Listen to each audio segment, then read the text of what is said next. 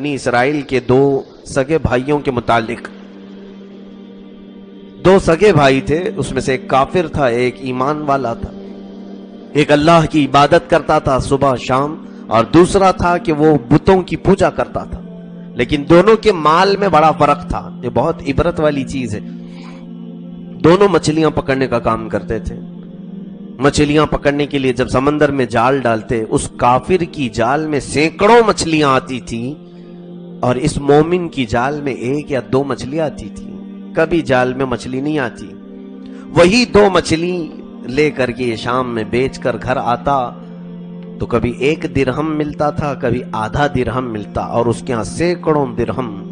گھر بھی عالی شان، اور اس کے ہاں کھانوں کے طرح طرح طبق سجتے تھے، اور یہ فاقہ کشی میں زندگی گزارتا تھا. ایمان والا تھا. بہت سارے لوگ کہتے ہیں نا، ہم تو نماز پڑھتے ہیں پھر بھی ہمارے پاس کچھ بھی نہیں ہے.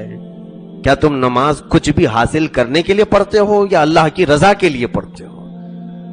اگر تمہارے دل میں یہ ہے کہ میں نماز اس لیے پڑھ رہا ہوں کہ مالدار ہو جاؤں، تو پھر تم تو سودا کرنے کے لیے آ رہے ہو.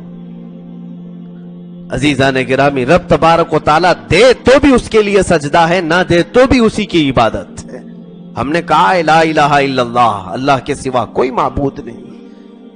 اب وہ مومن روزانہ کی یہ کیفیت دیکھتا رہا. اس کی بیوی نے ایک دن دیکھا اپنے یعنی شوہر کے بھائی کی عورت کو پورے زیور میں ملبوس اور عمدہ لباس پہنی ہوئی، وہ اپنے گھر کے باغیچے میں ٹہل رہی تھی.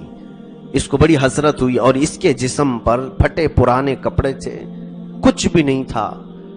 دیکھ کر کے رونے لگی تو اس کی بھائی کی عورت اس کو بلاتی اور کہتی ہے، دیکھ میرے شوہر کے ہاں کتنی خیر برکت ہے، کتنا مال ہے، اس نے مجھے مال میں لاد دیا ہے.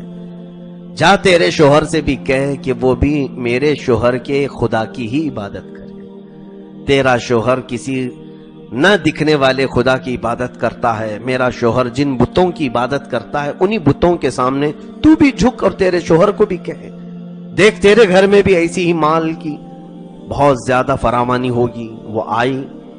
شام میں جب مومن شوہر اس کا آیا، اس سے کہنے لگی کہ اب یہ فاقہ کشی مجھ سے نہیں ہو سکتی، برداشت نہیں ہو پائے گی. ایک کام کرو، تم مجھے طلاق دے دو، میں نکلتی ہوں. یا تو پھر میری دوسری شرط یہ ہے کہ تمہارا بھائی جس خدا کی عبادت کرتا ہے تم بھی اسی کی عبادت کرو. اس ایمان والے نے کہا، ہائے افسوس، ایمان کے بعد تو کفر کی کیسی باتیں کر رہی ہے. ایمان تیرے دل میں آیا ہے اور تجھے اللہ نے ہدایت دی، پھر کفر کی طرف لوٹنے کی کیسی بات کر رہی. کہا نہیں، وہی حقیقت ہے. دیکھتے نہیں اس کے گھر میں مال کی ریل پیل ایسی ہے کہ وہ سونے میں زیورات میں ملبوس ہیں، ہمارے گھر میں فاقہ پہ فاقہ ہے. اس نے بہت سمجھانے کی کوشش کی مگر وہ عورت نہ سمجھی. آخر میں اس نے ایک وعدہ کیا کہ دیکھ میں کل سے دوسری مزدوری کروں گا، کام کاج کروں گا، کوئی نہ کوئی محنت مزدوری کر کے روزانہ تجھے 2 درہم دے دیا کروں گا، جس سے تو اچھے کپڑے پہن لے اور کھانا پانی جیسا تجھے پسند ہے. وہ عورت راضی ہو گئی. 2 درہم اس زمانے میں کافی تھے، چاندی کے درہم ہوتے تھے. دوسرے دن یہ شخص آیا، بنی اسرائیل کا، اسرائیلی مومن تھا. یہ موسیٰ علیہ السلام پر ایمان رکھتا تھا. یہ مزدوری کے لیے پورے شہر میں چکر لگاتا رہا، کوئی اس کو اپنی مزدوری پہ نہیں رکھا، کوئی کام پہ نہیں رکھا کہ نہیں ہمارے پاس کام نہیں. یہ ایمان والوں کی آزمائش. جب کوئی حلال کھانا چاہے تو وہ سخت ترین لمحات سے بھی گزارا جاتا ہے، اور جتنا صبر کرو گے اتنے مقامات بلند ہوتے جائیں گے. یہ ڈھونڈتا رہا، مزدوری کہیں نہیں ملی. ایسے حالات ہم میں سے بہتوں کے ساتھ ہوتے ہیں میرے عزیزوں. ہم نے دیکھا ہے کچھ بچے حرام چھوڑ کر کے آئے، نہیں ہمیں حرام نہیں کھانا ہے، نہ یہ حرام کمانا ہے، تو آئے نمازوں کی پابندی کرنے لگے، سنتوں پر اپنانے لگے. تو جیسے ہی ان کے اندر یہ تبدیلی آئی تو پھر کسی کمپنی نے انہیں جاب بھی نہیں دیا. وہ ادھر ادھر گھومتے رہے. پھر ہمارے پاس آئے، کہا کہ ہم نمازوں کی پابندی کر رہے ہیں آپ کے کہنے سے، داڑھی رکھ لیا لیکن اب کہیں جاب ہی نہیں ملتی. میرے عزیزو، یہی تمہارے صبر کے لمحات ہیں، یہی تمہاری آزمائش کا وقت ہے.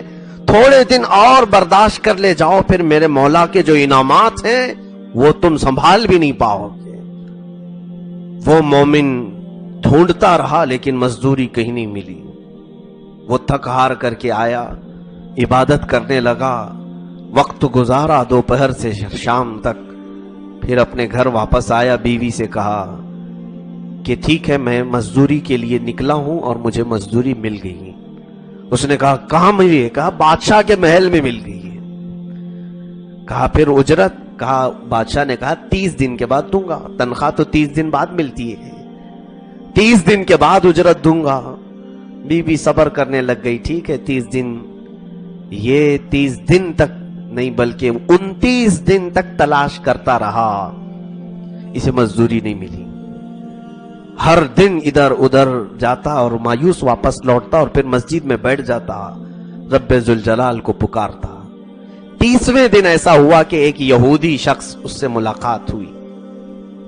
وہ بڑھئی کا کام کرتا تھا, لکڑیوں کا کام. اس بندے نے کہا اس یہودی سے کہ تو دیکھنے میں بڑا اچھا انسان لگتا ہے, کیا تو مجھے مزدوری پہ رکھ لے گا؟ اس یہودی نے کہا ہاں میں مزدوری پہ رکھ لوں گا, ایک شرط ہے, تنخواہ تو میں دے دوں گا لیکن کھانا پانی میرے گھر میں نہیں ملے گا. ہاں ٹھیک ہے. 30ویں دن اس نے اس یہودی کے گھر میں مزدوری کر لی, کام کاج لگ گیا, نوکری لگ گئی. وہ شام میں اس کو روزانہ کی تنخواہ کی بات ہوئی تھی. اب وہ روزانہ جو تنخواہ دینے والا تھا یہودی, وہ تنخواہ دینے کی بات ابھی چلی رہی ہے. ادھر اس کی بیوی نے 29ویں دن کہہ دیا تھا اپنے شوہر سے کل آخری دن ہے, اگر تم نے پوری مزدوری نہیں لائی تو مجھے طلاق دے دینا, میں اسی خدا کی عبادت کروں گی جس کی عبادت تیرا بھائی کرتا ہے. اس کے لیے بڑی آزمائش تھی, یا تو میری بیوی کافر ہو جائے گی, مجھ سے چھوٹ بھی جائے گی. شام کے وقت کیا دیکھ رہے ہیں کہ اس کی بیوی اکیلی گھر میں ہے. ایک خادم آیا, دروازہ کھٹکھٹایا اور کہا کہ اے خاتون یہ اجرت ہے تیرے شوہر کی. اس عورت نے اٹھایا تو اس میں 29 درہم تھے. 29 درہم تھے. کہا یہ کہاں سے؟ کہا بادشاہ کے ہاں سے آیا ہے, جہاں تیرا شوہر مزدوری کرتا تھا, روزانہ یہی کہہ کر کے جاتا تھا بادشاہ کے ہاں کام کرتا ہوں. 29 درہم ہے. تو اس بیوی نے کہا 29 کیوں؟ کہا اس لیے کہ تیرا شوہر ہمارے بادشاہ کے پاس 29 دن کام کیا, آج اس نے دوسری جگہ نوکری کر لی, آج ہمارے ہاں ہوتا تو آج 30 پورے اسے دیے جاتے. اس کی بیوی نے لے لیا, اور جیسے ہی اس کا شوہر آدھا درہم لے کر کے یہودی کے پاس آیا, اس عورت نے کیا کیا تھا, اس میں سے 1 درہم لے کر بازار گئی تھی. الگ قسم کے درہم لگ رہے تھے. 1 درہم لے کر کے وہ بازار گئی. سنار نے دیکھا, کہا یہ بہت ہی انمول درہم ہے, مجھے یہ 1 درہم تو 1000 درہم کے بدلے بیچ دے. اس عورت نے صرف اس میں سے 1 درہم بیچا اور بدلے میں سنار سے 1000 درہم لے کر آئی. گھر میں سب سج گیا ہے. شوہر رات میں آیا, بیوی ڈانٹنے لگتی ہے, ایک کام پر جمے نہیں رہتے ہو, جس بادشاہ کے پاس تم کام کر رہے تھے اس کے پاس سے کام چھوڑ کر کے دوسرے یہودی کے پاس کیوں جوائن کر لیا؟ اس نے کہا یہ کون بتایا تجھے؟ کہا اسی بادشاہ کے پاس سے ایک خادم آیا تھا جہاں تم مزدوری کرتے تھے, اس نے 29 درہم دیے جس میں سے 1 درہم کی قیمت 1000 کی برابر ہے, اور تم نے آج سنا ہے کہ نوکری دوسری طرف کر لی. یہ چیخ مار کر کے بے ہوش ہو گیا اور کہا میرا مولا صبر کا امتحان لیتا ہے اور پھر جب عطا کرتا ہے تو بے حساب عطا کرتا ہے. میرے عزیزو, یہاں پر رب ذوالجلال آزمائشوں میں ڈالے گا ضرور, تمہارے ایمان کا امتحان ہے, تمہارے صبر کا امتحان ہے.